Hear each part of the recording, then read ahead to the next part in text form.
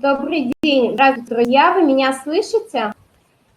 Я вам напоминаю, что у нас вот под моей фотографией здесь есть чат, и вы можете сюда написать, если у вас будут вопросы по ходу или кому-то будет не слышно, или будут еще какие-то проблемы, пишите. Тоже мой, клич-коды.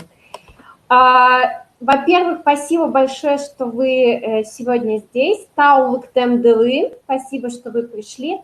Тау Вайнделыкин Гуртеуш-Зекеляс, спасибо всем, кто прислал домашнее задание. Мне очень было приятно с вами познакомиться, развиртуализироваться. Вот. Сегодня мы с вами продолжим. Я напоминаю, что у нас такой экспресс-курс, и поэтому у нас будет очень насыщенная грамматика. Я надеюсь, что вы с ней справитесь, и у вас будет достаточно много домашнего задания, и вам тоже его надо будет делать, чтобы вы успевали освоить азы. Вот. Еще раз напоминаю, что у нас занятия идут по принципу Free Donation. Если вам понравилось занятие и вам хотелось бы отблагодарить меня, учителя, то я вот в своем письме отправляла данные, как это можно сделать. Вот. Ну что, давайте начнем. Ойдоле Куцко. Сегодня у нас будет,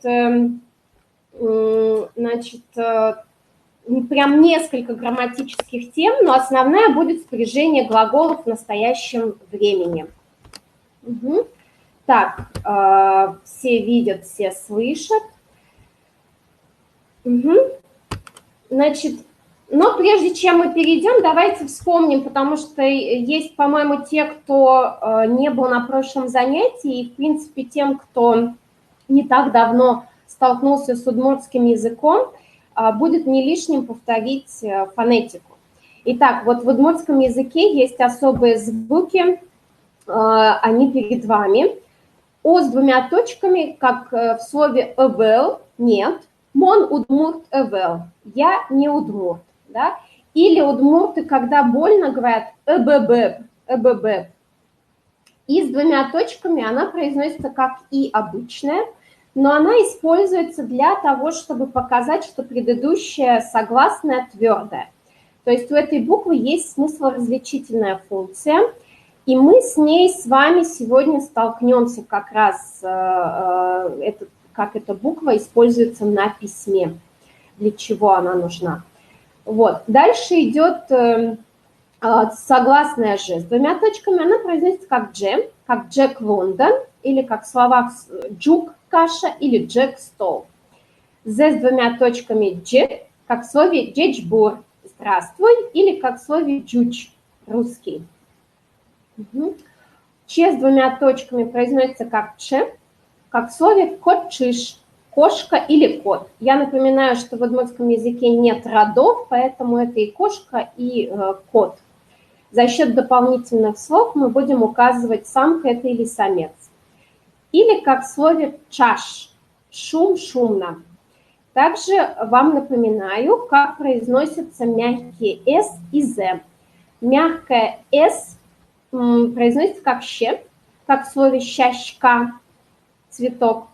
И как в слове «ж» – «вожматыны», да, «ж» звучание. Попробуйте произнести «щащка» и «вожматыны» показывать. Тоже мой, очень хорошо. Идем дальше. Если у вас по ходу возникают вопросы, то вы можете написать в чат. Значит, мы с вами на прошлом занятии брали единственное число и брали местоимение в единственном числе. Сегодня мы возьмем и множественное число, и более того, посмотрим множественное число существительных. Значит, мы же с вами знаем, что такое слово «адями». Это человек. Чтобы из человека сделать много людей, мы добавляем суффикс «ос», и у нас получается множественное число. Адямиос. Да? Книга – книгаос. Пи – мальчик, пиос – мальчики. Здесь вы видите, что после гласных всегда мы добавляем суффикс «ос» для множественного числа. В ряде диалектов будет произноситься как «йос», «пиос».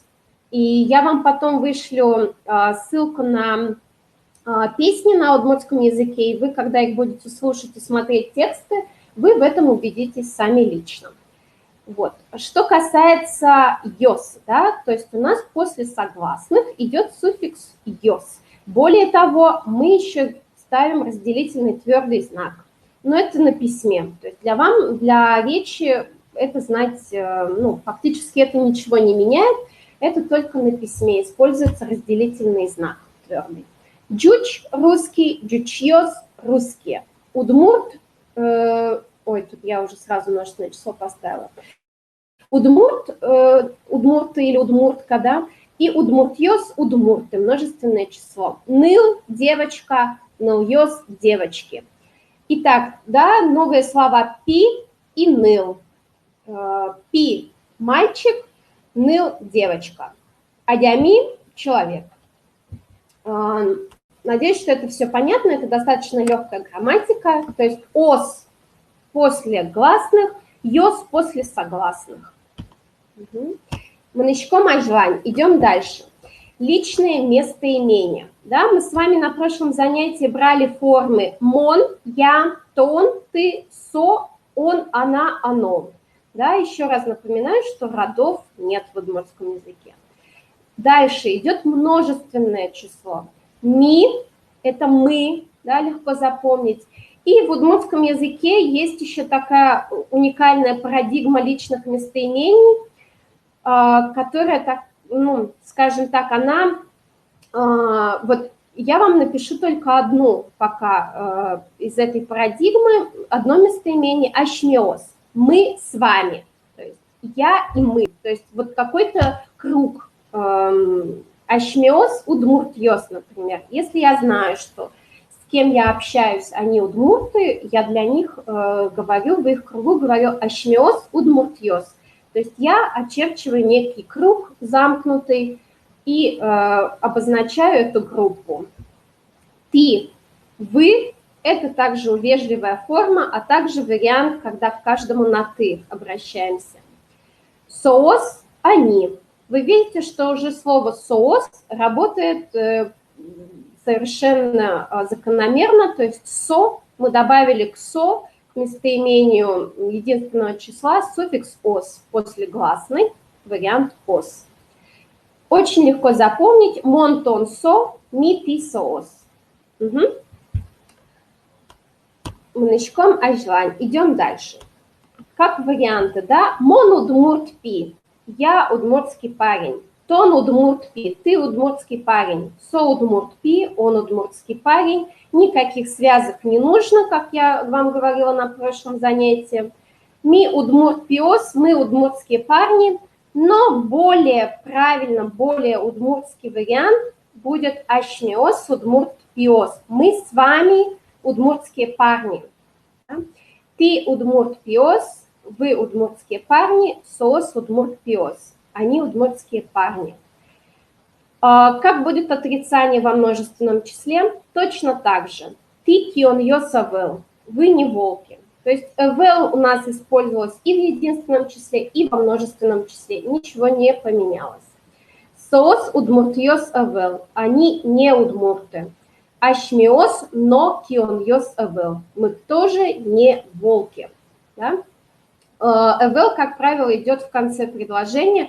В удмуртском языке, как и во всех финно-угорских языках, был принцип сов, то есть subject, object, verb, подлежащее, дополнение и глагол. Но под влиянием русского языка глагол уже перескакивает после подлежащего. То есть уже нет такой устойчивой конструкции, как раньше, что глагол в конце. Но, однако, мы стремимся к красивому удмуртскому языку, поэтому там, где это возможно, стараемся говорить глагол в конце предложения. Манычком ажлань. Идем дальше. То есть здесь мы запомнили множественное число и личное местоимение. И переходим к самой волнительной части сегодняшнего занятия. Это спряжение глагола в настоящем времени. Сегодня мы возьмем только утвердительную форму. Отрицательную форму мы только в виде двух фраз, которые надо будет просто запомнить. Вот. Остальную парадигму мы с вами изучим на следующем занятии. Сегодня в фокусе утвердительная форма, глагол настоящего времени. Значит, все глаголы удмуртского языка можно поделить на две большие категории. На глаголы, которые оканчиваются на «ины», и глаголы, которые оканчиваются на «аны», «яны». То есть будет два типа спряжения. У этих типов спряжения будут немножко отличаться суффиксы, которые будут указывать на лицо, кто совершает действие. Во-первых, да, вам, например, нужен какой-то глагол. Что мы делаем? Во-первых, у нас есть онлайн-словари. Например, вот на сайте udmcorpus udman.ru, я вам его высылала в электронном письме. То есть вы вбиваете, допустим, вам нужен глагол «жить», вбиваете, и вам выдает инфинитив, начальную форму. Да, в русском языке «жить», в удмуртском вот эта начальная форма, она как раз будет «ины» или «аны», «яны» суффикс носить. И в зависимости от того, что стоит, какой этот суффикс «ины» или «аны», «яны», мы будем относить глаголы либо к первому типу, либо ко второму. Итак, здесь у вас перечислены глаголы «ины». По моим подозрениям, по моим ощущениям, этих глаголов значительно больше, чем глаголов второго типа. И сюда к первому типу относятся такие глаголы, которые нам понадобятся и на сегодняшнем занятии, и на последующих ближайших занятиях. Это, вот, скажем, такой базовый набор глаголов. Улыны – жить, да, финно-угорское слово. Кто знает финский и доброй ночи, да, бурджит, буруй. Улыны, такое финно-угорское слово, кто знает другие финно-угорские языки, может сравнить с финским, с венгерским. Верашкны – разговаривать. Да, например, я разговариваю по-удмуртски, я разговариваю медленно и так далее. Карыны – делать. Вот этот глагол будет использоваться в конструкциях «что ты делаешь?». То есть я делаю дом, например, я делаю домашнее задание, будет другой глагол. Это скорее глагол такой вспомогательный или как глагол просто для вопроса. Что ты делаешь, чем ты занят? Дышетыны – это переходный глагол, учить кого-то что-то. Дышецкны – учиться. То есть вот вы сейчас учитесь, да, это для вас глагол дышецкны. Я дышетыны, я преподаю, учу вас. Богатыны – уметь, мочь. Раньше этот глагол использовался только для физической возможности, потому что слово богатыны от слова быгыт – мышца. Сейчас этот глагол используется уже и в тех случаях, когда там, разрешение или какая-то возможность имеется. То есть не только про физическую возможность. Юны – пить, щины – есть. И юны и щины в данном случае эти глаголы тоже переходные. То есть если будет, например, пить воду, вуюны или там есть суп, шитщины, то будут использоваться эти глаголы. Если просто подчеркиваться будет процесс, будут немножко другие глаголы. И жены – спать. То есть вот эти все глаголы, они с суффиксом «ины», то есть они относятся к первому спряжению. Глаголы «аны», «яны», как я и говорю, их чуть меньше. «Валаны» – «понимать». Отсюда известное всем в Удмуртии слово «валамон», «понимабельно», да, если можно перевести так на русский. «Ужаны» – «работать». «Малпаны» – «думать», «мечтать». «Юаны» – «спрашивать». «Эмьяны» – «лечить». Вот тот набор глаголов. И пойдем дальше, отдельно по каждой группе, по каждому спряжению будем работать. Итак, вот глагол «ины», да, глаголы на «ины», первый тип спряжения. Какой у нас алгоритм? То есть мы видим, что у нас, мы выбрали глагол «улыны», например, да, нашли его в словаре, разобрались, что он заканчивается на «ины», значит, это первый тип. следующий шаг. Мы отсекаем ины, оставляем только основу, заканчивающуюся на согласную. Видите, я тут пометила эти согласные в конце красным цветом. У, верочка, кар, дышит, дышит и так далее. Почему это важно? Это будет важно нам в дальнейшем, потому что конечное согласное будет влиять на то, какой суффикс мы дальше будем ставить. Угу. И давайте перейдем. Вот мы отсекли и получили короткую основу. Что мы с ней дальше делаем? Мы к ней будем добавлять суффиксы. Какие возможные суффиксы есть? Значит, вот здесь в синем цвете варианты суффиксов. Да, для мон 2 варианта, для тон 2 варианта, для со 2 варианта и так далее, по 2 варианта. Значит, в речи практически эти варианты не отличаются.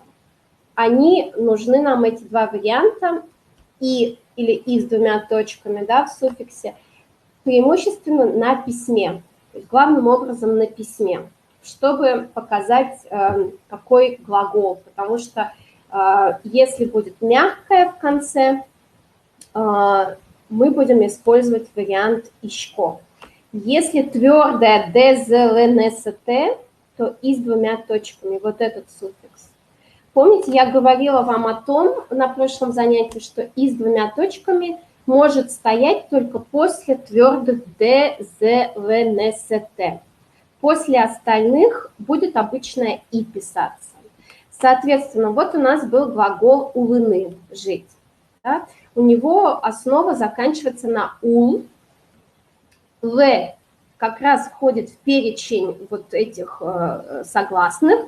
И «л» твердое, да? Потому что «улыны» не смягчается за счет мягкого знака там, или «и» гласный и так далее. То есть нет смягчающего фактора, поэтому мы выбираем вариант и с 2 точками. Улышко. Угу. Глагол «карыны» – делать. Да, после «р» не входит в перечень вот этих согласных, поэтому обычно «ишко». «Каришко» – я делаю. «Юишко» угу, тоже нет гласной «ю» в списке. «Шишко» – я ем. «Ижишко» – я сплю. Угу.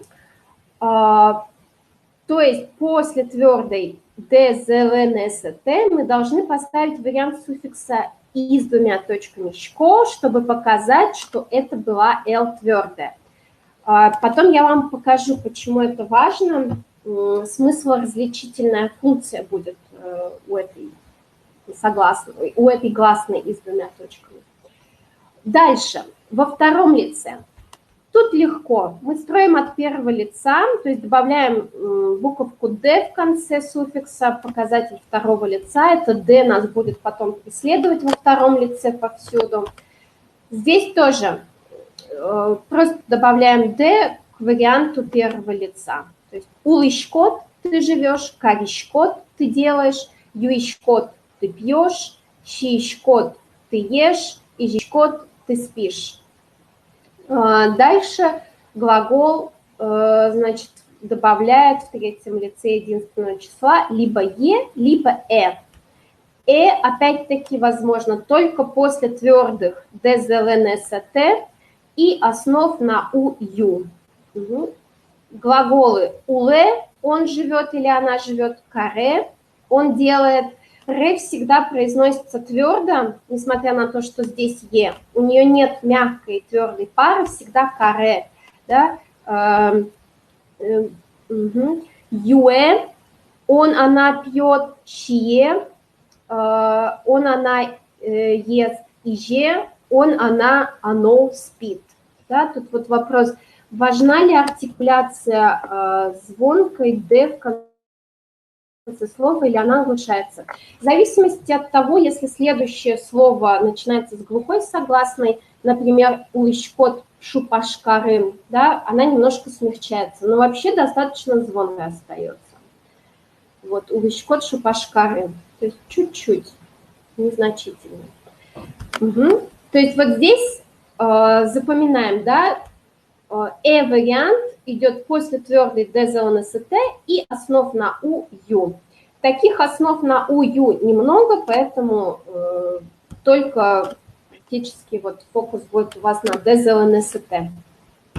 Во множественном числе что происходит? Форма ми, мы, да, ищкомы, улышкомы, коричкомы, да, вот здесь вы слышите, я уже сразу себя поймала на этом, у меня ударение падает на предпоследний слог, хотя в литературном удмуртском языке падает на последний слог ударение, за некоторым исключением, да, то есть в удмуртском языке фиксированное ударение на последний слог, там есть ряд исключений, но вот северный диалект мы любим делать ударение на предпоследний слог вот в этих глаголах, поэтому, ну, это вещь, которую я не всегда могу отследить. Улышкомы, коричкомы, юишкомы, щичкомы и зичкомы. И конечная в скобках, потому что она факультативна. Чаще всего в разговорной речи говорят милуишком, мы живем, да, коричком делаем, юишком пьем, щичком едим и жичком спим. Угу.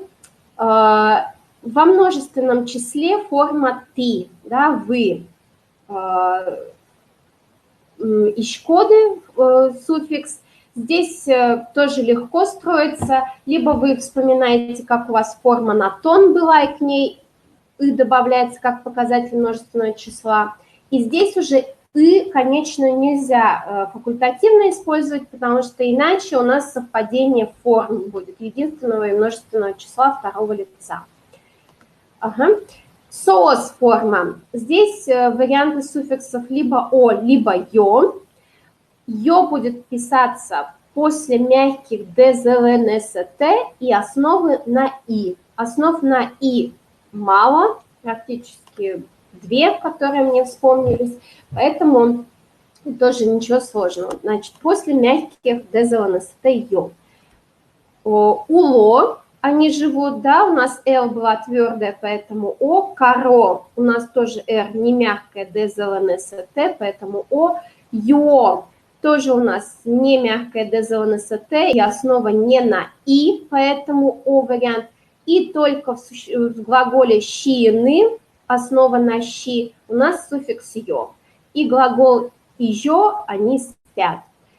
Значит, вот еще раз, да, в первом типе спряжения глаголы, когда оканчиваются на «ины», у нас надо запомнить, что вот в первом лице вариант «на письме», да, будет использоваться и с двумя точками «шко» после твердых ДЗЛНСТ. Во втором лице, соответственно, тоже после твердых ДЗЛНСТ будет вариант «ишкот».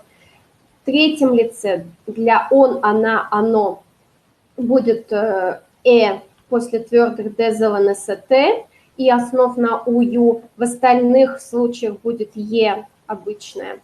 Во множественном числе для формы ми будет ишкомы и с двумя точками ишкомы после твердых ДЗЛНСТ. И с двумя точками шкоды будет в форме ти после твердых согласных на ДЗЛНСТ. И в форме соос у нас «ё» будет после мягких ДЗЛНСТ и основы на «и». Это все мы будем практиковать, у вас дома будет возможность попрактиковать очень много глаголов, поэтому это все дело наживное. Угу. Идем дальше, манычком о желании. Переходим ко второму типу, он гораздо легче. Второй тип, оканчивающийся на «аны», «яны». Значит, здесь мы отсекаем основу, отсекаем только суффикс «ны». И у нас остается длинная основа, которая заканчивается на гласную. Вала, ужа, малпа, юа, эмья. Дальше, что мы с этой основой делаем? Сейчас мы посмотрим парадигму.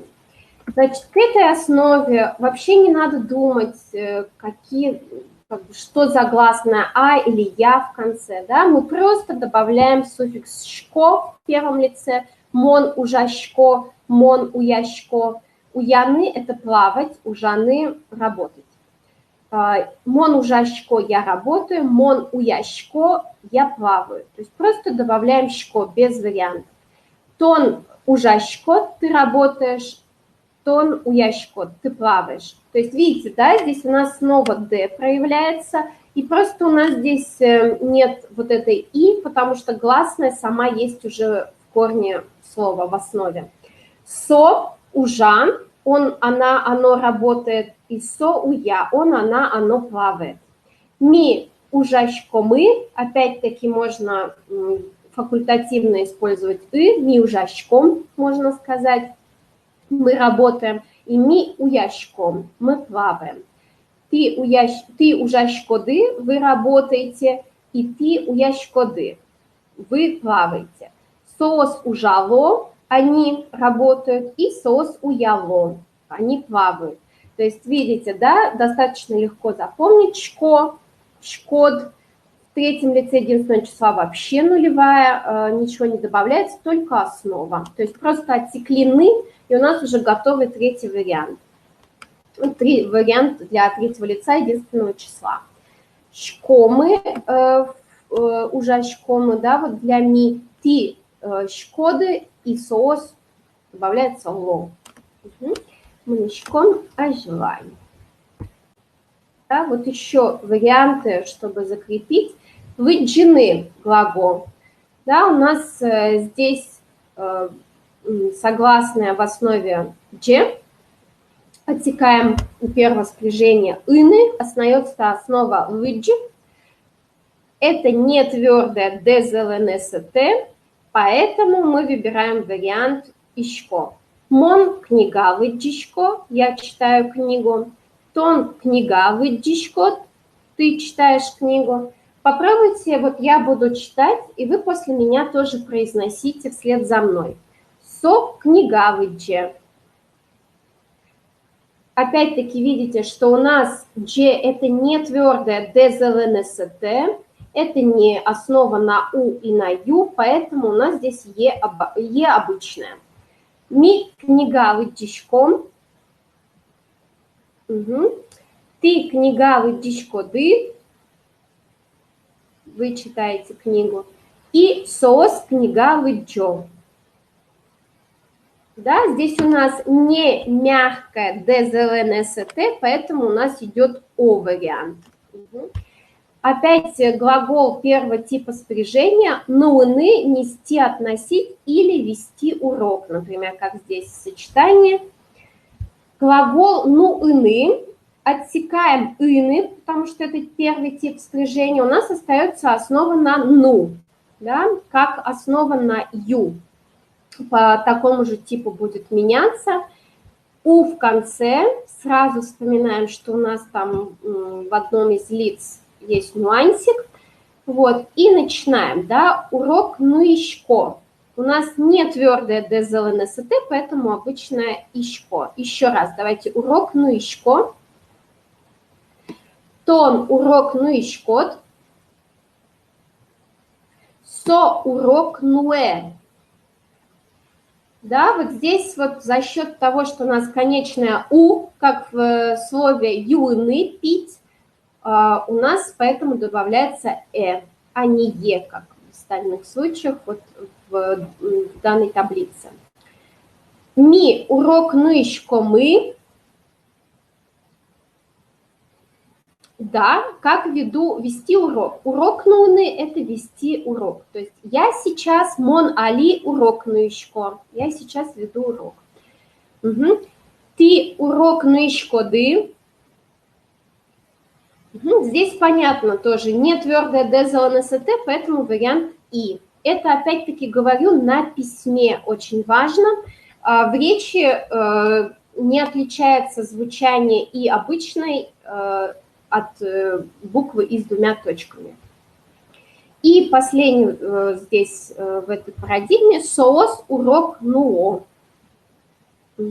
Тоже у нас не мягкое ДЗЛНСТ, чтобы писать ее, и также не глагол, который заканчивается на И, как в глаголе «щины», поэтому у нас вариант О. Еще один глагол из первого типа спряжения, который у нас в ближайшее время будет очень часто встречаться в наших занятиях, это глагол верашкны, разговаривать. Мон верашкишко. Да, у нас конечное «к», мы отсекаем «ины», остается основа верашк, и мы добавляем к ней «ишко» форму, потому что это не твердое ДЗВНСТ. Мон верашкишко. Тон верашкишкот. Ты разговариваешь. Со верашке. Да, те, кто вырос в Ижевске, помнят такую фразу по радио «Верашке Ижевск». Говорит Ижевск. Или Ишкар, не знаю, как там говорили. Вот, ми верашкишко мы разговариваем. Ты верашкишко ды, вы разговариваете. И сос верашко, они разговаривают, опять мы выбираем вариант О, потому что у нас К, на которой оканчивается основа, это не мягкое ДЗВНСТ, и это не глагол, который оканчивается на И, как глагол щины. Так, верашки еще Устинов город, да. Угу, Таумарк, да, Марк специалист вот по этому вопросу. Так, еще был какой-то вопрос. Верашкины и верашкишкины – это два разных глагола. Чем отличаются? Верашкишкины. Вот я, честно говоря, не слышала глагол верашкишкины. Есть глагол вераны – сказать. И есть глагол верашкины – разговаривать, то есть более длительный. Угу. И давайте посмотрим один глагол из второго типа спряжения. Глагол «валаны» – понимать. Да? Здесь что у нас? У нас оканчивается на «аны», да? Поэтому мы знаем, что это второй тип спряжения. И здесь во втором типе мы отсекаем просто «ны». Получается основа на «вала». И добавляем суффиксы к этой основе. Мон валашко. Тон валашкот, ты понимаешь, да, и помните, мы на прошлом занятии отрабатывали вопросительную частицу «а», здесь можно уже сразу ее применить, ты понимаешь, тон валашкода, да, мы добавляем к глаголу частицу «а», чтобы сделать вопрос, чтобы была вопросительная интонация. Тон валашкода, со вала,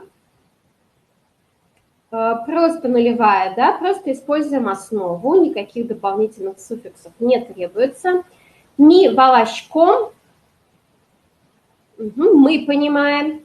Ты валашкоды, вы понимаете.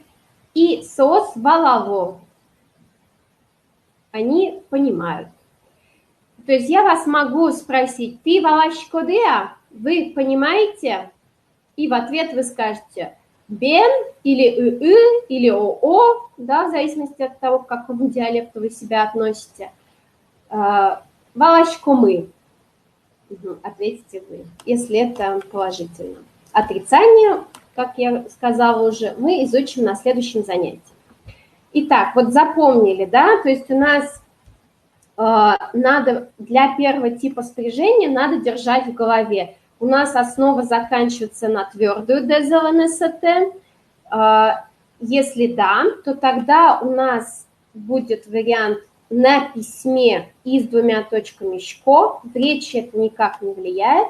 Дальше, опять-таки, если твердая ДЗЛНСТ в конце, мы для формы он, она, оно будем использовать да, и дальше вот в ми, ты формах тоже у нас будет и с двумя точками, если твердая ДЗЛНСТ в конце основы. Также мы помним глаголы такие как нуны, нести, да, которые оканчиваются на у, или юны, пить на ю, они будут в третьем лице единственного числа суффикс приобретать. Если у нас глагол щины, например, да, то с ним единственный нюанс, что он будет вот в форме сос, щиё. Да? Опять-таки, я говорю, при произношении вы даже не знаете, там «о» или «ё», «щиё». Даже по правилам удмуртской орфографии до 1956 года, если я не ошибаюсь, писали «о». Это вот потом уже после ряда перемен стали писать «ё». Угу. Ну что, идем дальше, и вам самостоятельно надо будет проспрягать два глагола. Да? Но прежде чем мы пойдем проспрягать, я вот вам обещала, что я вам объясню, почему важно и с двумя точками или и обычная без точек. Да? Сейчас я попробую запустить значит, доступ к рабочему столу и покажу вам файл.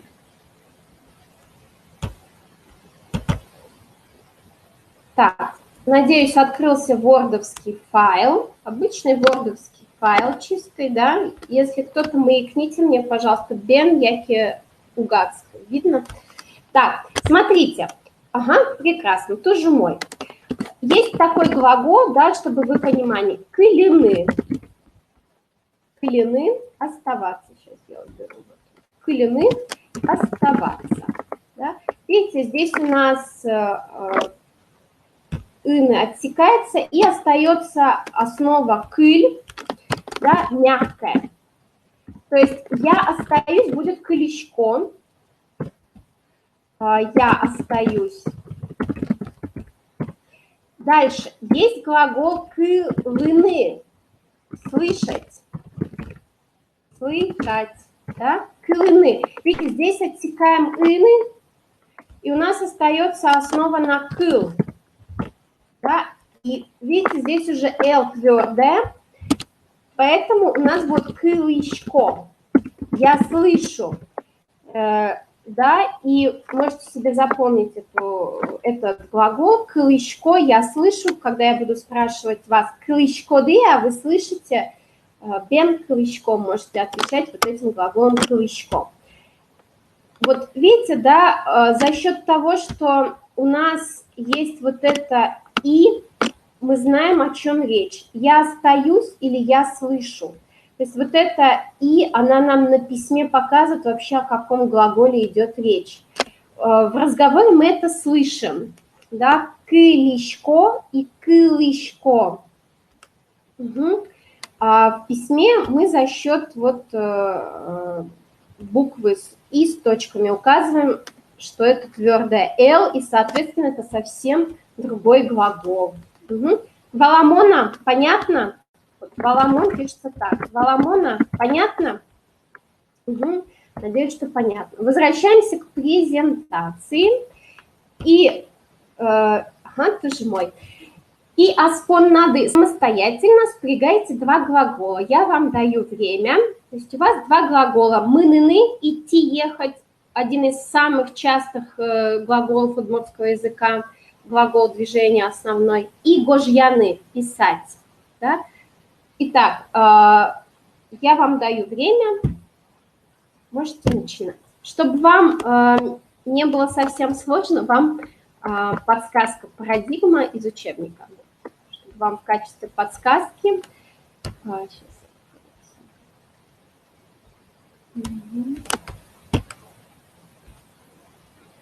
Так, вот вам шпаргалка. Пишем, а потом проверим.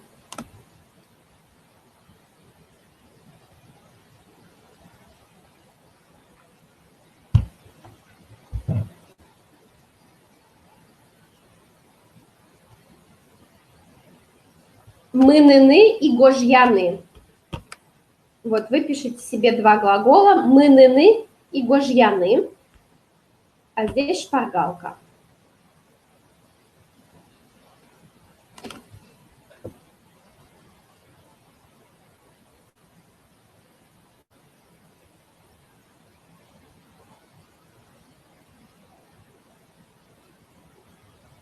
Вспоминайте правила про твердое Д, З, Л, Н, Ц, Т.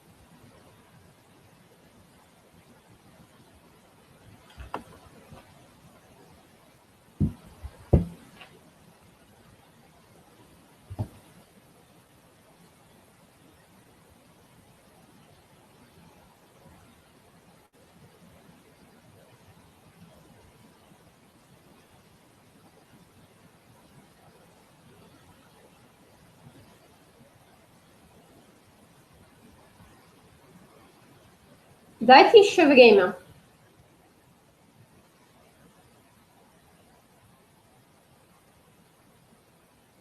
Тишина, видимо, нет. Ну что, давайте посмотрим. Сравните со своими решениями, со своими записями. Так, вот Щемон что-то, Щеми пишет, 30 секунд, хорошо.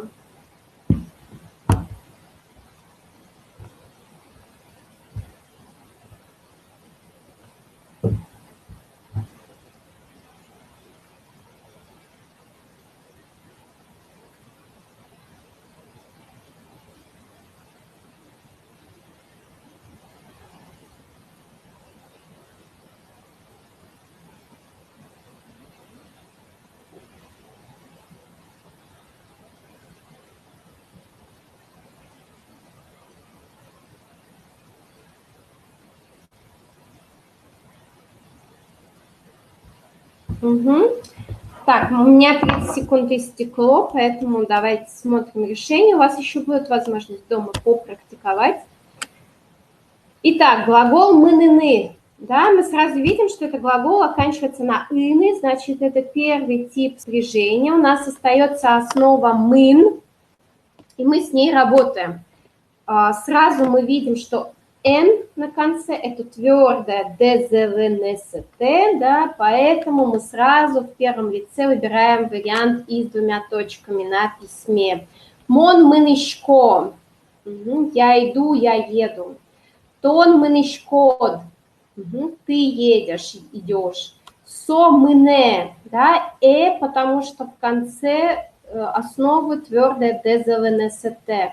«Ми мынышкомы» или «ми мынышком», да, как чаще всего в речи говорят. Мы идем, мы едем. «Ты мынышкоды», вы едете, идете, и «соос мыно», да, почему? Потому что у нас «н» – это не мягкое «дзвнст» и не глагол, у которого в основе «и», как в глаголе «щины». Надеюсь, что здесь все понятно.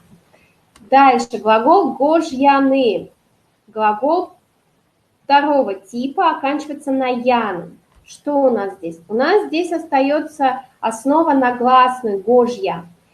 И «гожьяшко» я пишу, «гожьяшкот» ты пишешь, в третьем лице единственного числа у нас остается просто основа, «гожья» он пишет, «гожьяшко» мы пишем, или «гожьяшком» ты, «гожьяшкоды» вы пишете, и «соос гожьяло», суффикс «ло» они пишут. Чем гожьяны отличается от гоштыны? Гожьяны – это писать, то есть многократно, продолжительно. Гоштыны – написать. Гожьяны – писать, гоштыны – совершенный вид написать. Угу. Надеюсь, вот со спряжением мы разобрались, у вас еще будет возможность дома, и, конечно, это тема, которая сквозная, будет через все занятия проходить. Связь прекратилась, это только у меня. Коллеги, связь есть. Да, это, видимо, ну вот опять-таки, как я говорила на прошлом занятии, этим сервисом в нынешних условиях карантина, да, пользуются многие, поэтому периодически что-то может зависать. У нас будет запись занятия, я вам все материалы тоже вышлю к занятию, поэтому если вы что-то пропустили, вы можете либо мне лично задать вопрос, либо посмотреть презентацию по материалам, восстановить. Значит, смотрите, еще раз, да, вот мы работали с основами глагола. Глагол, вот основа первого лица, первого типа глаголов, да, мын на согласную, и глагол второго типа на яны, которые заканчиваются. Что мы делаем дальше? Мы вот будем уже брать учебник, я вам в качестве домашнего задания отправлю уже учебник Марым Леща, вот он у меня такой потисканный, подерганный уже, вот, по этому учебнику мы будем заниматься, к нему есть аудио, что очень хорошо, вы можете дома самостоятельно прослушивать. И чтобы вам было легче работать с первым уроком, мы еще возьмем грамматическую тему, которая есть в первом занятии там. это причастие, да, причастие настоящего времени. В русском языке они вам прекрасно знакомы, это поющий, идущий, смотрящий, ущий, ющий, да, суффикс. В удмуртском языке эти суффиксы будут ищ, да, помним, что с мягкое произносится как ща, ищ или и с двумя точками, вы уже знаете, что это и с двумя точками имеет смысл различительную функцию, когда это будет употребляться. И для второго типа глаголов это будет просто щ, да, к основе на гласную. Перейдем к практике, скажем так. Вот смотрите, глаголы на «ины», о которых мы сегодня уже говорили. Улыны – жить, да? Мы берем основу, отсекаем... сложно, не успеваете записывать. Угу. Да, сейчас вы стараетесь преимущественно смотреть на экран и следить за моей речью. Да, то есть старайтесь не столько записывать, а старайтесь больше понимать, потому что действительно в презентации я старалась максимально все изложить, чтобы вам потом было легче восстановить то, что я сказала. Вот. Но прям вот досконально слово в слово записывать не надо, потому что это действительно мы можем так и 3 часа сидеть под запись. Вот. Поэтому старайтесь понять логику, старайтесь понять то, что я объясняю, и потом еще раз в презентации дома постараться восстановить картину. У онлайн-режима, конечно, в этом, скажем так, минус, что вам приходится заниматься больше, вы не можете задать вопрос оперативно учителю, какое-то уточнение. Вот. Но, опять-таки, если что-то прям вот вас очень сильно волнует, вы можете либо лично мне написать в течение на неделю, либо вот сейчас в чат написать. Итак, снова возвращаемся к причастиям, да, идущий, плывущий и так далее, живущий. Что мы делаем, чтобы сделать причастие в удмуртском языке настоящего времени?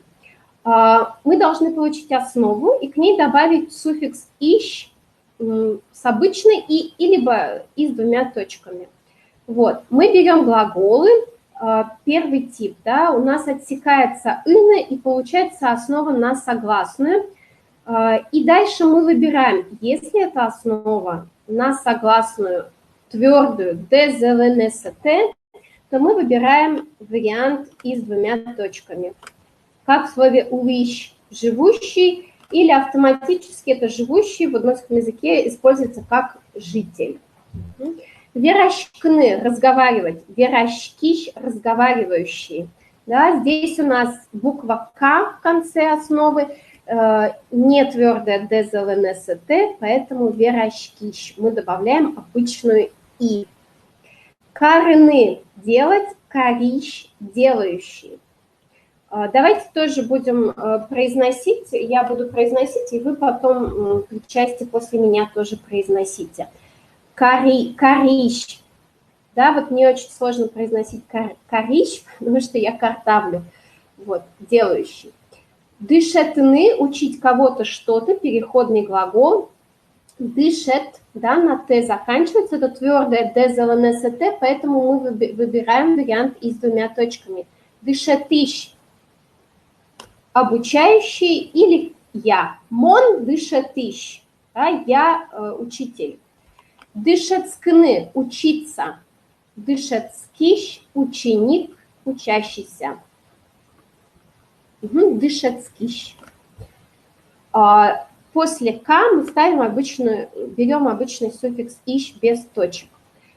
Ты дышецкищьёс. Вы ученики. Ты дышецкищьёс. Да? Ты студент, ты ученик, тон дышецкищ. Богатыны. Уметь, мочь. Богатыщ, умелый, умеющий. ДЗЛНСТ. В конце основы твердая, поэтому ищ. Юны, юищ, пьющий. Щины, щиищ, едящий, едок. Ижины, мягкое з, ижищ, спящий. Баламон, надеюсь, понятно. Манычком ажвань, идем дальше, смотрим второй тип глагола. То есть в первом типе запомнили Глагол на ины отсекаем, получаем основу на согласную.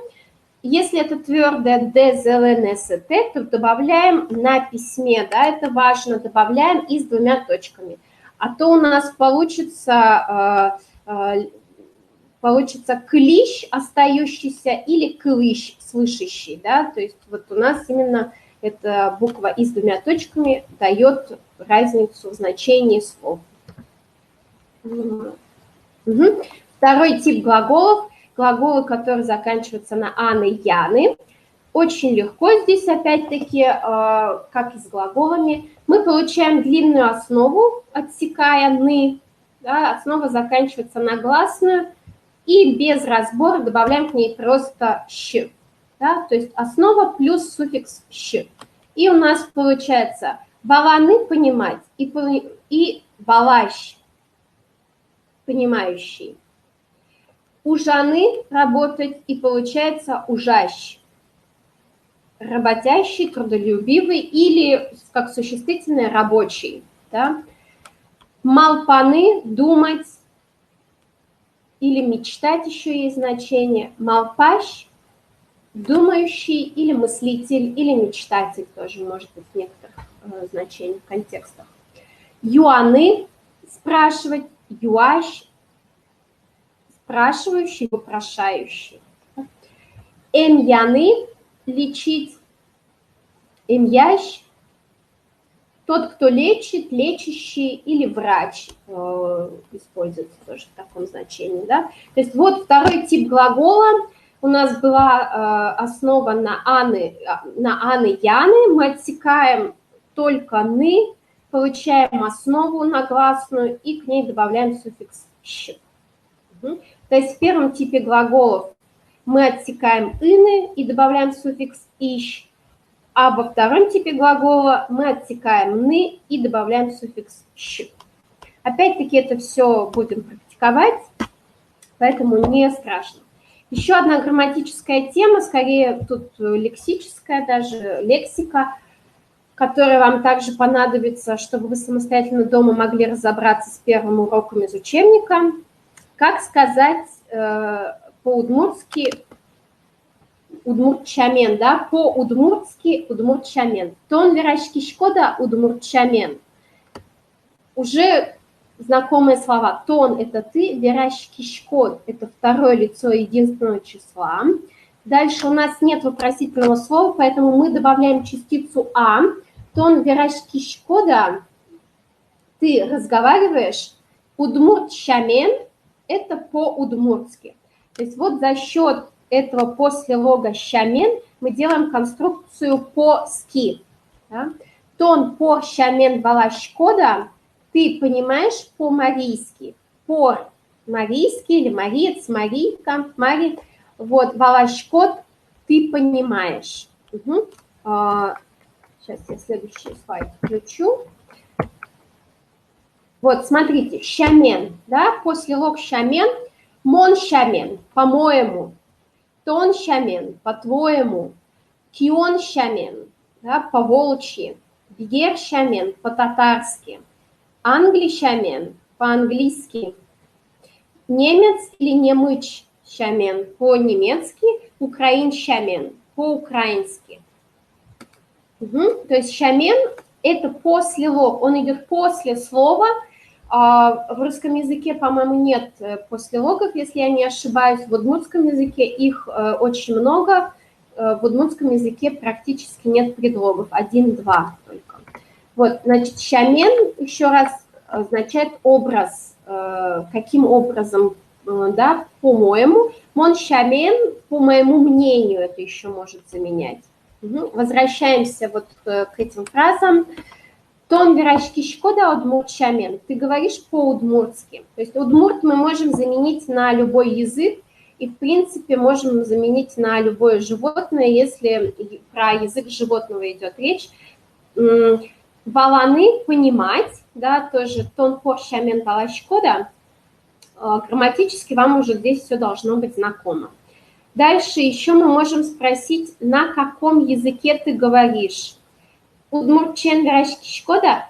это сокращение, то есть вот это чен, удмурчен, это съедает слово щамен, да? Удмурчен. Угу. В литературном языке вы такого сокращения не найдете, в письме будет именно через послелог щамен. И второй вариант вопроса, говоришь ли ты на каком-то языке, на каком языке ты говоришь, кыча кылын тон верашки шкод. Слово кыл, вы уже знаете, это язык удмурт кыл, да, у нас было. Кыче какой, это вопросительное слово, поэтому нам здесь уже частица А не нужна. Кыча кылын тон верашки шкод. Да? На каком языке ты говоришь? Кыча кылын тон валашкод.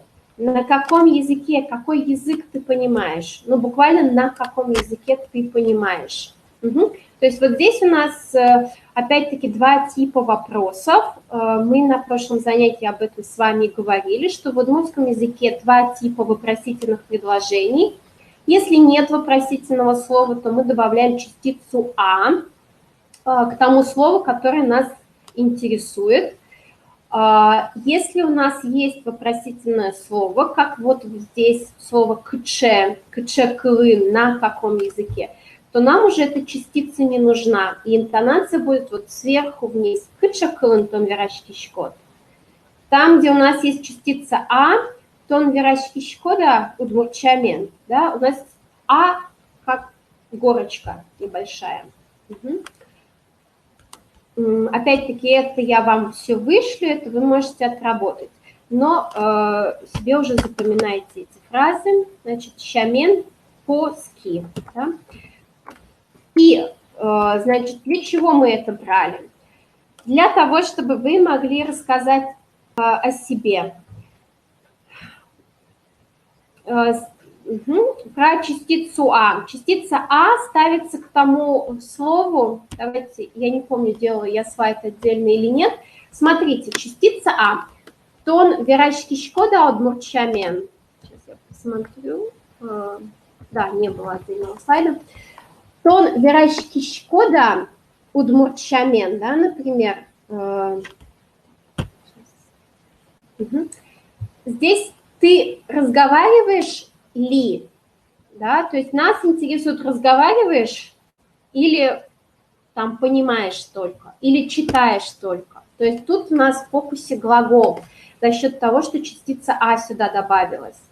Мы можем спросить, тон удмурт щамена верашки шкод, тон удмурт щамена верашки шкод, ты по-удмуртски говоришь? То есть нам интересно, что это именно удмуртский.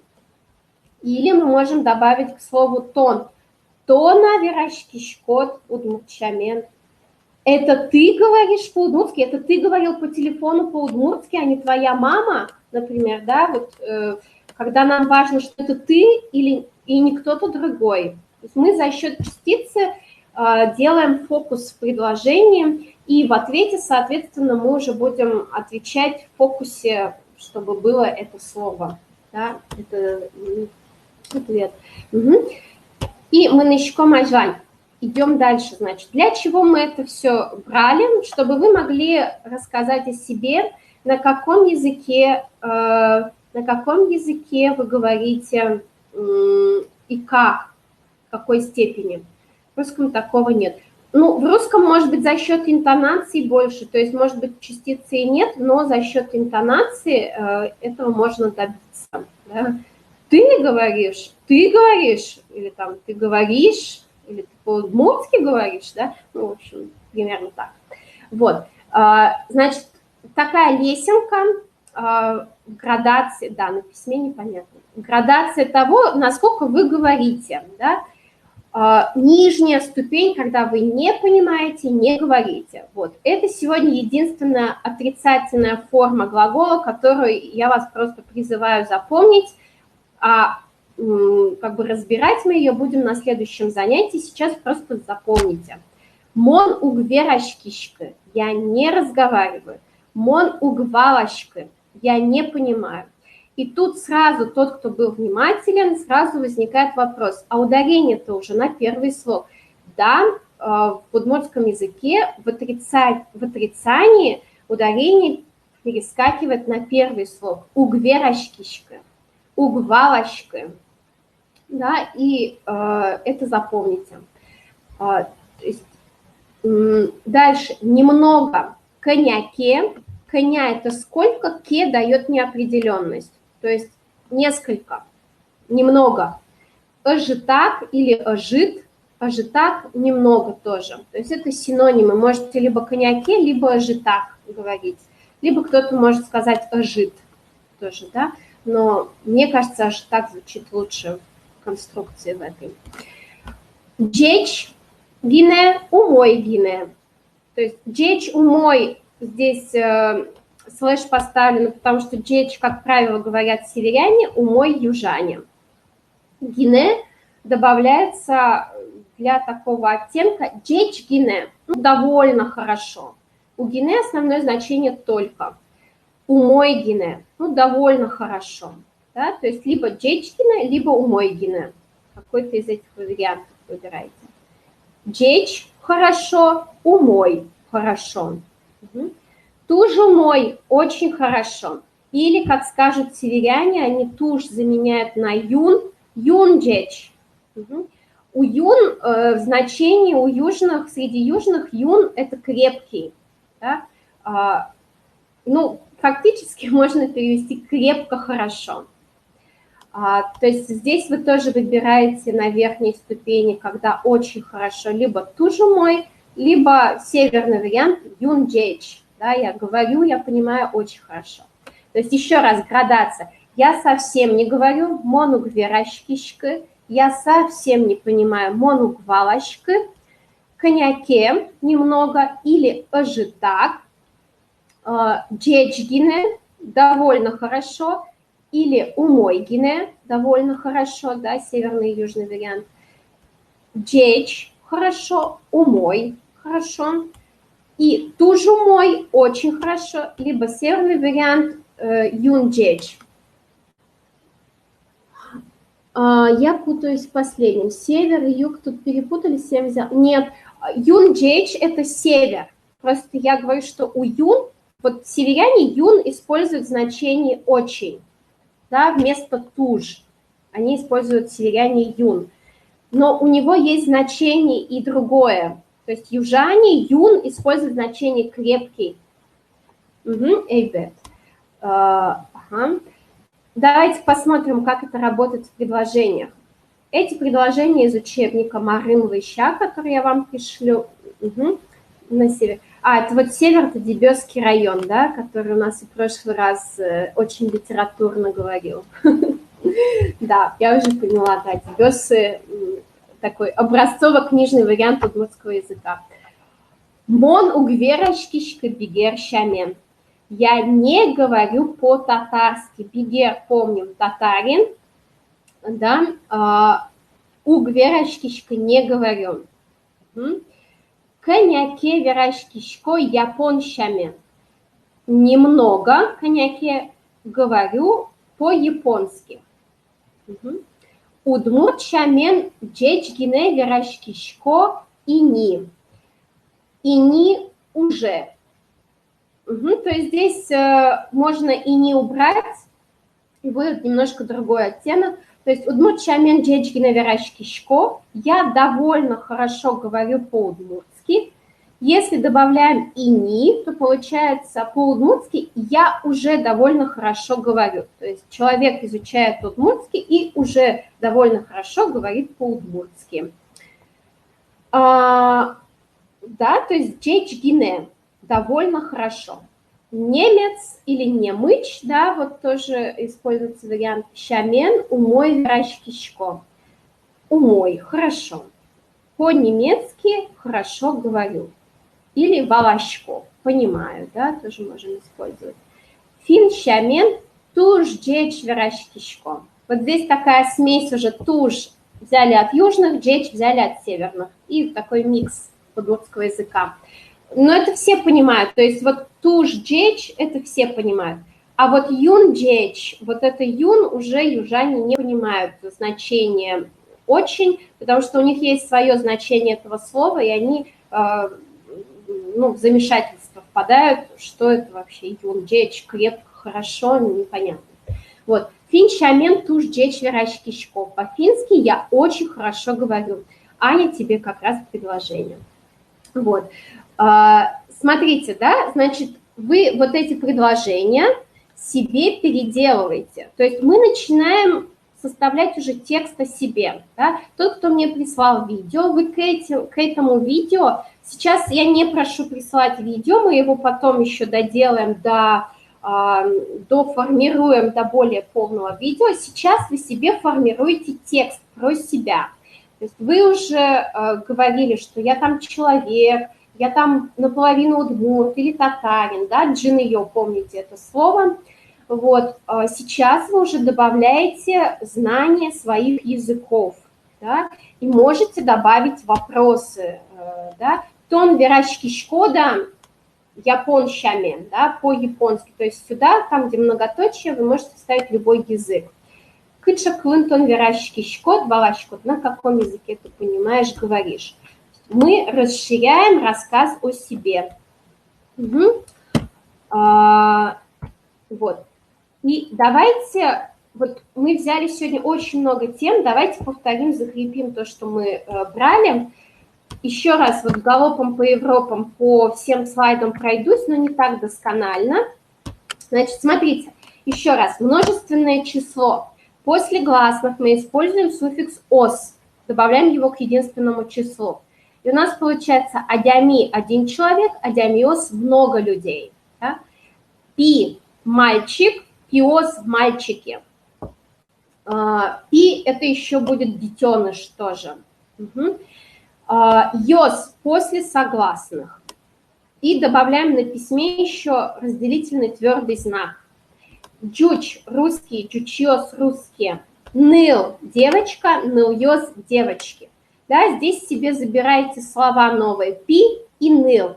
В удмуртском языке ребенок будет слово ныл-пи вместе писаться, мальчик-девочка. То есть ребенок – это мальчик-девочка вместе, ныл-пи.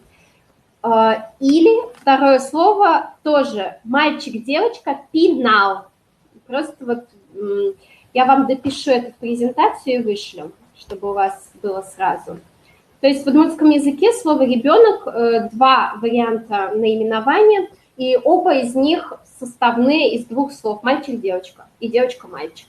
В одном случае девочка впереди, в другом мальчик. Вот, это множественное число. То есть вы здесь уже, помните, вы говорили «мон удмурт адями», да, я там удмуртский человек. Вы здесь уже можете добавить, да, или исправить на вариант «мон пи», да, я мальчик или я девочка. Я мон удмурт пи, я удмуртский мальчик. Угу. Личное местоимение. Мон, тон, со, я, ты, он, она, оно, родов у нас нет. Ми, мы, или вот форма ашмиоз, когда мы очерчиваем некий круг, делаем замкнутый круг. Я с вами, мы с вами, да, ашмиоз удмуртьёс, например, да. Или мы изучаем удмуртский язык, то есть мы с вами. Ашмиоз удмурт кылы дышецкишком, учимся удмуртскому языку. Такая, ну, особенное местоимение удмуртского языка, когда можно исключить кого-то из круга.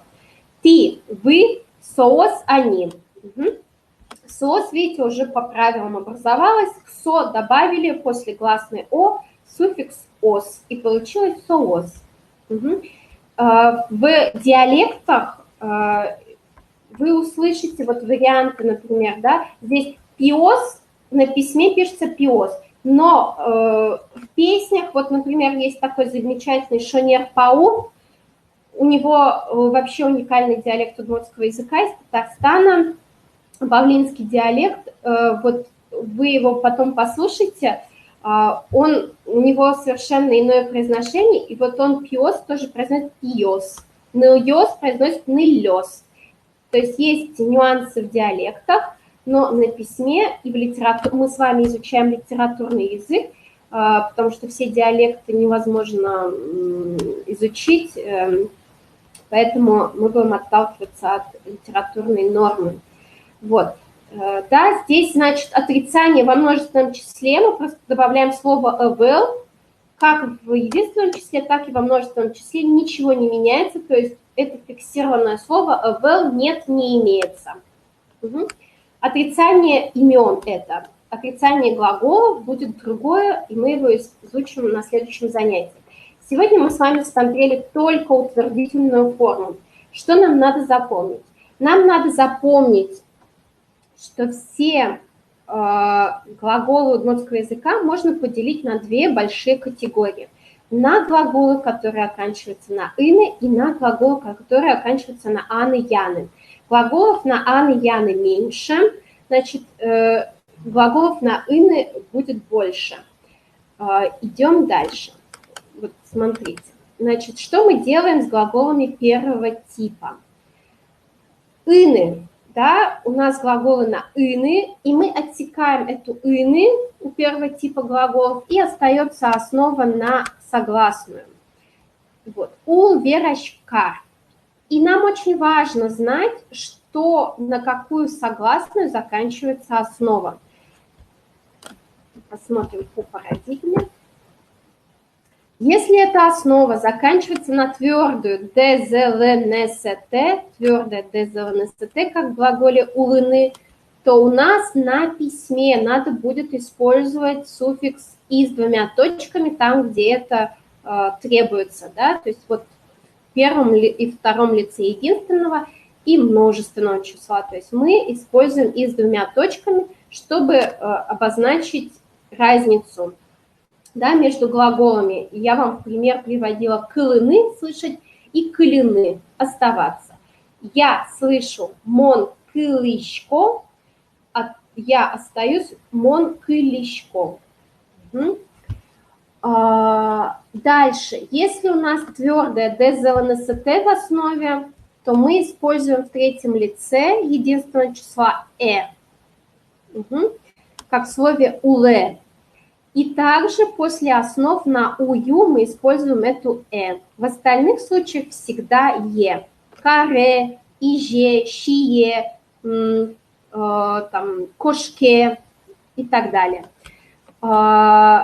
И также нам важно обратить внимание, если у нас мягкое «дезлнст» в конце основы, то мы будем добавлять «ё» в третьем лице множественного числа. И также будет «ё» идти после глаголов, которые заканчиваются на основу «и». Их очень мало. «Чины» – есть, например, или «вины» – убить. Ну, фактически только два глагола, я других не вспомнила. Итак, значит, у нас твердое «дезлнст», да, всегда у нас должна лампочка включаться, когда мы спрягаем первый тип глаголов. То есть основа на твердую «дезлнст». Второе, это если основа заканчивается на «ую», да, в форме третьего лица единственного числа у нас тут будет нюансик. И если основа заканчивается на мягкую «дезлнст», во множественном числе в форме «соос» будет «ё». И также если основа на «и» заканчивается, как в глаголе «щины», у нас тоже будет форма на «ё» в третьем лице множественного числа. То есть 4 пункта, по которым у вас должна загореться лампочка, что что-то тут будет из ряда вон выходящее. Вот. Второй тип глаголов. Тут все гораздо легче. Вы здесь отсекаете только «ны», остается длинная основа на гласную, «вала», «ужа», «малпа» и так далее, и к ней уже добавляете суффиксы. То есть у нас здесь вариативности никакой. Просто «шко», «шкот», нулевая, «шкомы», «шкоды» и «лов». Здесь, напоминаю, в форме «ми», «ашмиоз», да, здесь факультативное «ы», можно сказать просто «ужашком», «уяшком». И то же самое в первом типе глаголов. То есть здесь все понятно. Это мы с вами смотрели. Да, тут все понятно, самостоятельно сделали, дома тоже будет самостоятельно. Причастие, да, причастие с причастием, причастие, плывущий, идущий и так далее. Первый тип глаголов. Здесь мы тоже, как и в случае спряжения, отсекаем основу на «ины», остается основа на согласную. Если твердое ДЗЛНСТ, то мы к ней добавляем вариант суффикса «и» с двумя точками «щ». То есть «ищ», да, произносится «ищ». Улыщ – живущий, богатыщ – умеющий, дышатыщ – учитель. Если у нас все остальные случаи, то есть не твердое ДЗЛНСТ, то у нас «ищ», да, без точек. Как в глаголах «веращкищ» – разговаривающих, «корыщ» – делающий, «ижищ» – спящий и так далее. Угу. Это у нас при части первого типа, основа, в которой добавляется суффикс «ищ». Второй тип глаголов. Здесь мы отсекаем только «ны», получаем основу, как и в спряжении глаголов. К основе добавляем суффикс «щ». Валащ, понимающий, ужащ, работающий, трудолюбивый. Угу. Дальше у нас было вопросительное предложение, да, то есть у нас, если нет вопросительного слова, нужна частица «а». Если есть, то у нас интонация будет с горочки, с вопросительного слова. Тон верашки шкода удмурчамен, да, ты говоришь по-удмуртски, и на каком языке ты говоришь, кычакылын тон верашки шкод, на каком языке ты говоришь. То же самое можно с глаголом баланы понимать, тон порщамена валашкод, ты по-марийски понимаешь, то есть нам здесь важно было подчеркнуть, что именно по-марийски, да, а в первом случае нам было важно узнать, что именно говоришь, или только читаешь, или только слушаешь и понимаешь. Кыча кылынтон верашки шкот, кыча кылынтон валашкот. На каком языке ты говоришь, понимаешь.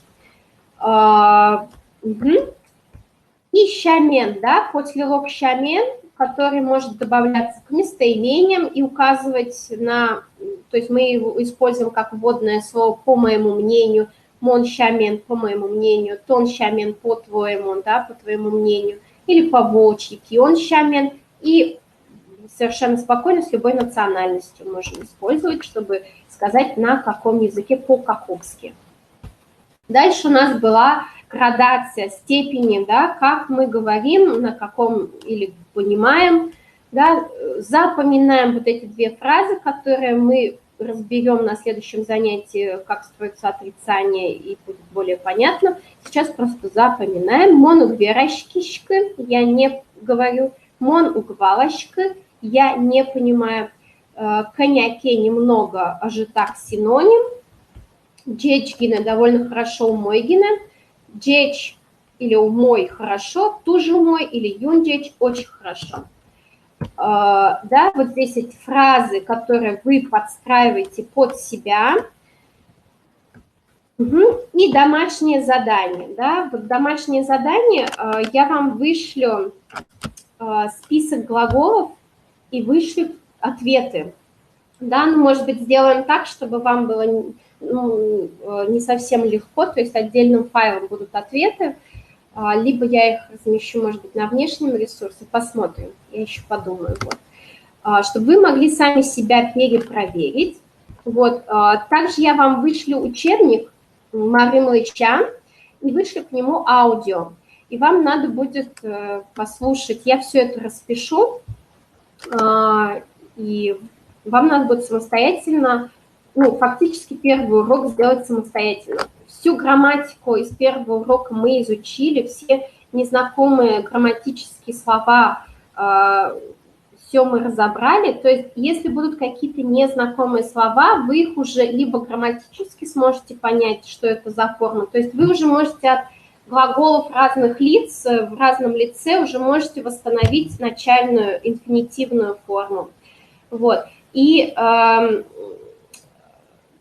там будут упражнения тоже, которые надо будет сделать, и ответы к ним я самостоятельно пришлю, потому что вот всех, конечно, я не смогу проверить, всех, сколько у нас, 32 человека, вот, но я надеюсь, что все сделают домашнее задание. Если у вас будут вопросы, вы, пожалуйста, задавайте, пишите. Вот, сейчас я отвечу на вопросы. Мы с вами также встретимся через неделю в среду в 19:00 по Москве. Вот, то есть у вас в этот раз будет домашнее задание самостоятельно. Вот, еще раз напоминаю, если кто-то хочет отблагодарить меня, преподавателя, то в письме в своем я высылаю эти реквизиты. Вот вы можете там по банковской карточке, по PayPal там, перевести сколько вы хотите. Это free donation, совершенно на ваше усмотрение. Так, давайте вопросы. Прекращать, значит, это, по-моему... Угу. Причастие оканчивается на «щ», да, второй тип. Если делать множественное число, нужно мягкий знак заменять на твердый или просто прибавлять «ёс». Просто прибавлять «ёс», да. У нас разделительная нужна только в тех случаях,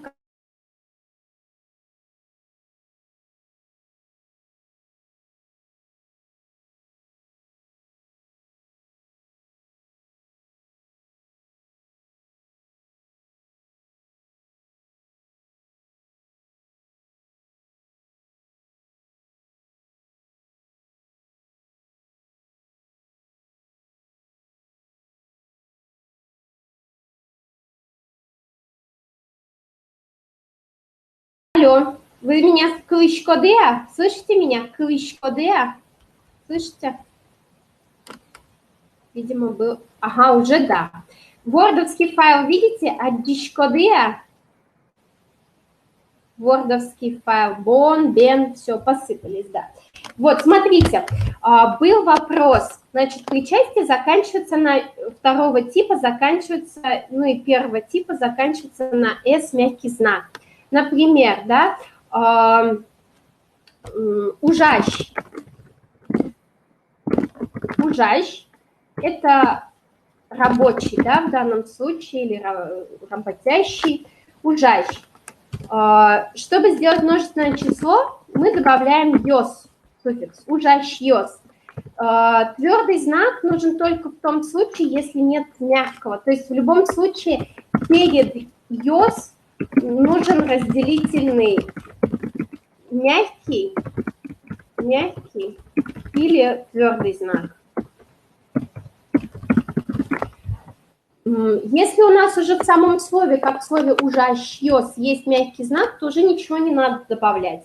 А в таких словах, как «удмурт», да, у нас не было корня ни мягкого, ни твердого, поэтому мы добавляем разделительный твердый знак. Угу. Валамон, понятно? Надеюсь, Валамон. Так, еще был какой-то вопрос, сейчас мы посмотрим. Да, дышецкий «ёс», да, правильно, мягкий знак «ёс». Угу. Как употребляется причастие? С существительными, как в русском, разговаривающий человек или достаточно сказать просто разговаривающий? Ну, зависит от контекста, например.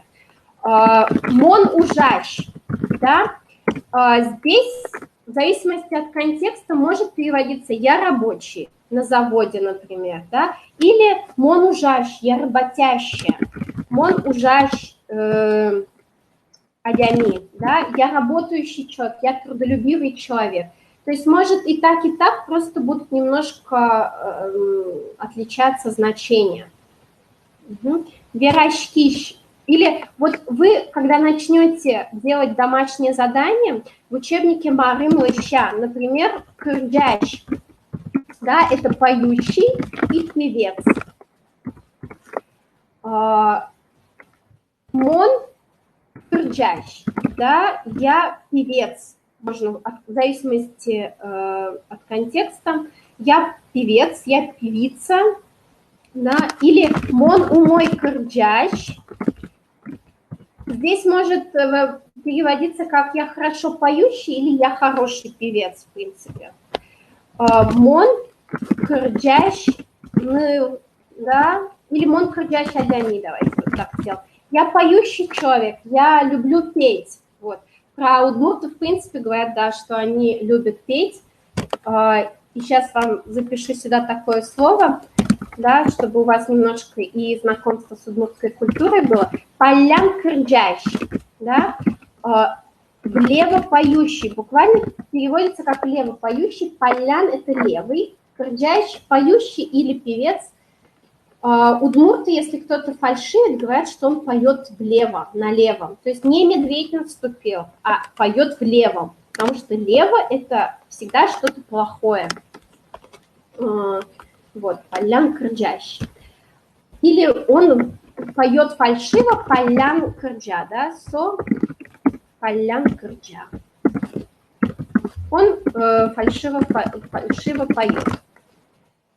Угу. Как будет врун? Алдащ? У глагола брать есть два варианта. Алданы или паяны. Да? Соответственно, врущий или врун будет либо алдащ, либо паящ. Ну, даже паяны это один раз, паяляны. Угу.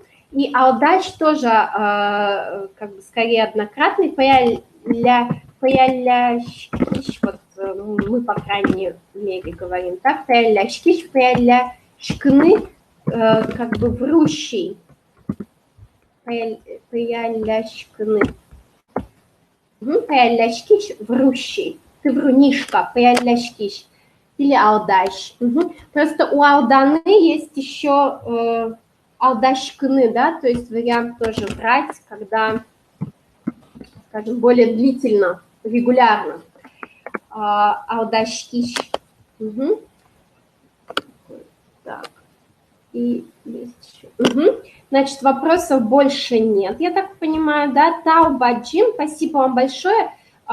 Я либо сегодня позже вечером, либо завтра пришлю вам домашнее задание, презентацию, учебник и аудиофайл. Вот, так что, пожалуйста, занимайтесь самостоятельно в режиме в таком онлайн, и занятия раз в неделю, конечно, сложно все усвоить, поэтому хотя бы еще раз вам надо заниматься самостоятельно, посмотреть все, что мы изучили на уроке. Таубаджим, спасибо вам большое. Пумишка тоже. До встречи через неделю. Вечера.